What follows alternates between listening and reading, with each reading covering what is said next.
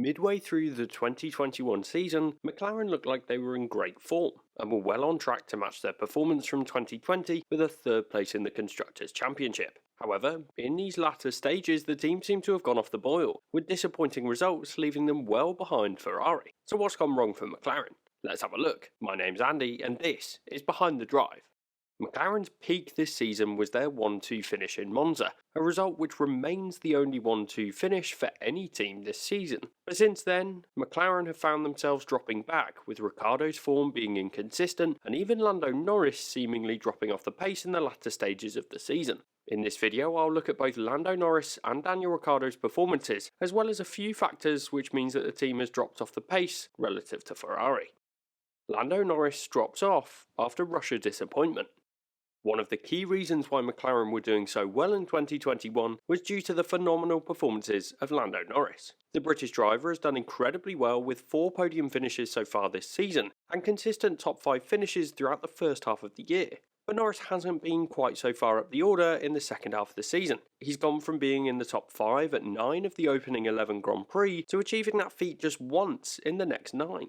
So this is a significant drop off in pace, and aside from his second place in Monza, he's gone from fighting for 10 plus points per race to now ending up with the lower point scoring positions. One reason for this has been the emergence of both Valtteri Bottas and Sergio Perez, with both of those drivers finding their form and learning how to extract more from their respective cars.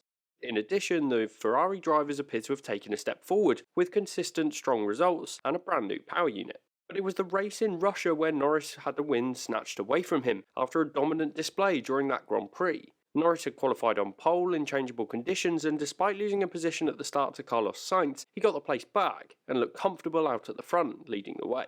But the driver opted not to pit, despite the fact that the team had more knowledge and data regarding the far side of the circuit where rain was falling. And that perhaps showed the inexperience of Norris, but also a lack of assertiveness from the McLaren pit wall. And this is to be expected. The team have been through a lot of change since the last time that they were consistently in the hunt for race victories, and as such, this experience, while tough, will certainly have been a valuable lesson for the team and driver. Since that performance, where Norris ended up 7th, he's failed to finish higher than 7th, a result which he repeated in Turkey. And although it isn't exactly bad for the 3rd or 4th fastest car on the grid, when you have Ferrari consistently in the mix for 5th and 6th, it's not good when you consider that fight for 3rd in the Constructors' Championship. Norris's results in Sao Paulo and Qatar were hampered by bad luck. A 5th place on the grid in Brazil ended up in a puncher into turn 1 after he came across on his former teammate Carlos Sainz. This meant he ended up with a recovery drive to 10th after crawling around the whole circuit on 3 wheels. At least it was a point from a position where he could have easily ended up with none, but it wouldn't have been the strong result that he would have liked, given the McLaren car had some strong pace that weekend.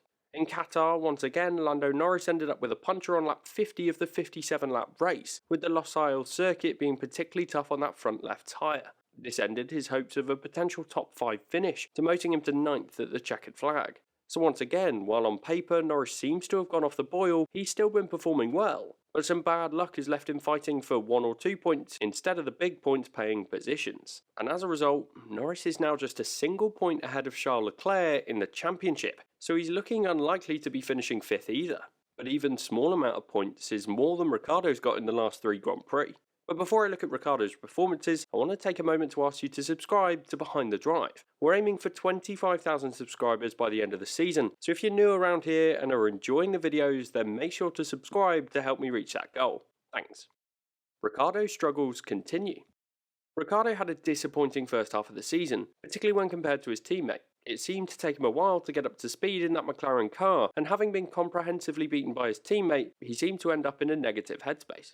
But having had a chance to take a break and reset during the summer, Ricciardo's form picked up, with a 4th place in Belgium qualifying, which ultimately turned into 4th at the finish, followed by a brilliant result for the team 2 races later at Monza, with Ricciardo taking 3rd place in the sprint race, followed by an excellent victory with the fastest lap to go with it. Not only this, but Lando Norris was there to support and took 2nd place on that Sunday afternoon, the only 1-2 finish for any team so far in 2021. This was a fantastic result for the team, as they proved that they were still capable of winning F1 races, something that they hadn't achieved since 2012. It was the kind of result that certainly looked like redemption for Ricciardo, and a clear statement from the team with their challenge for 3rd in the championship. And as I've already mentioned, Norris could easily have made it 2 wins on the bounce for McLaren, as he could have gone on to win that next race for them. In that Grand Prix in Russia, Ricciardo came 4th, one of the drivers who benefited from an opportunistic pit stop after the rain started to fall. Without that opportunity, Ricciardo would have ended up much further down the order, with his teammate still fighting for the win. The USA represented a rare occasion that Ricciardo outperformed Norris all weekend, and he did well to come home in 5th position. But really, other than those races I've mentioned, Ricciardo's bounce back in the second half of the season has been rather lackluster. Yes, winning the race in Monza was a season highlight, but in a way, his second half of the season has been worse, with 5 non-point scoring finishes versus just 3 in the first half of the season. And some of these have been poor driving, but some have been more to do with a run of bad luck. In Mexico, Ricciardo outqualified his teammate to start 7th, and after a strong start he looked competitive going into turn 1 as he tried to get to 4th position. But an opportunistic lunge down the inside into turn 1 spun Valtteri Bottas around, and from that point his race was ruined. So this is one poor move from the Australian driver, as he could have just conceded the top 4 places to the Mercedes and Red Bull cars to then comfortably control that best of the rest spot in 5th, a decision which ultimately led to the Ferrari team picking up a strong haul of points that weekend. In Brazil, Ricciardo went backwards during the sprint race from 8th to 11th, but did look competitive in the race before he retired with a power-related issue, which seemed to have caused a crack in the chassis. An unfortunate situation, but at the time of the retirement he was still running behind both Ferraris.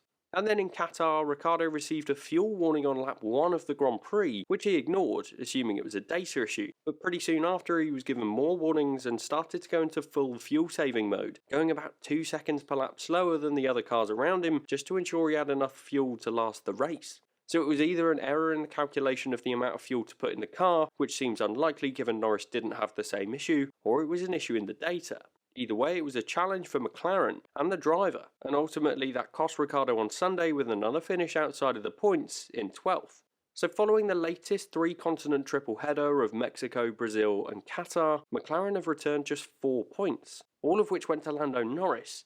Meanwhile, Ferrari achieved 47 points during that same period of time and have taken a comprehensive 39.5 point lead over McLaren in the championship. A points difference which, barring another Monza-style race in the last 2, will see that 3rd place in the championship firmly decided. Other reasons why McLaren has been off the pace. So it seems like there's been a significant amount of bad luck for the McLaren team. There's also been a significant stall in momentum, something that's surprisingly important in Formula 1. Meanwhile, Ferrari have been in brilliant form, with both of their drivers delivering excellent results for that team, at whatever the circuit this season can throw at them. For me, there needs to be a question over McLaren's lack of power unit replacements compared to the Mercedes team. Each of the McLaren drivers has taken a grid drop once, with Ricciardo taking power unit 4 in Turkey and Norris taking his in Mexico. And when you look at the average number of power units taken on the grid, it's clear that this is a normal amount. But the Mercedes drivers have been taking additional internal combustion engines as the manufacturers identified that this element of the power unit deteriorates at a faster rate than the other elements. I have a theory on this, and that's that for Williams or Aston Martin, who also receive power units from Mercedes, this is less likely to be a concern. Once running outside of the points, they could probably run at lower speeds, protecting the power of the engine. But for Mercedes, and to a certain extent McLaren, these two teams have been competing for points at most if not all of the races, which suggests they're less likely to have been able to protect their power units. And if what Mercedes have been saying is true, and that it's the combustion engines that tend to drop off quickly after 3 or so races, it would suggest that the power unit elements in the McLaren cars are older, and less likely to be producing the same amount of power output. That's just my theory, and I'm likely to be wrong on this, but let me know what you think on that in the comments. Meanwhile, the Ferrari team have indeed bought an engine upgrade in the latter stages of the 2021 season, so this has also put the McLaren team at a disadvantage in that department. But really, for both Ferrari and McLaren, there's always been a view that this year is just the warm-up, an opportunity for the team's new drivers to bed into their seats and prepare for what 2022 could bring. And I think that this could be seen from the fact that both of them switched their focus to next year's aerodynamic regulations early on, with there being a huge opportunity for them with these new regs to bridge the gap to Red Bull and Mercedes. It's the McLaren team that have dropped off, and yes, there's been quite a lot of bad luck for that team in the second half of the season, but I don't think they'll be too worried. Next year must be the priority for that team, and by finishing 4th, they may have lost out on some prize money, but they will benefit from an increase in wind tunnel testing time for the first half of next year at least. So given the team will comfortably meet the budget cap regardless of their prize money, that wind tunnel time could be an extra benefit for them. What do you make of McLaren's drop off in the championship? Let me know in the comments, make sure to leave a like if you enjoyed the video, and thanks for watching.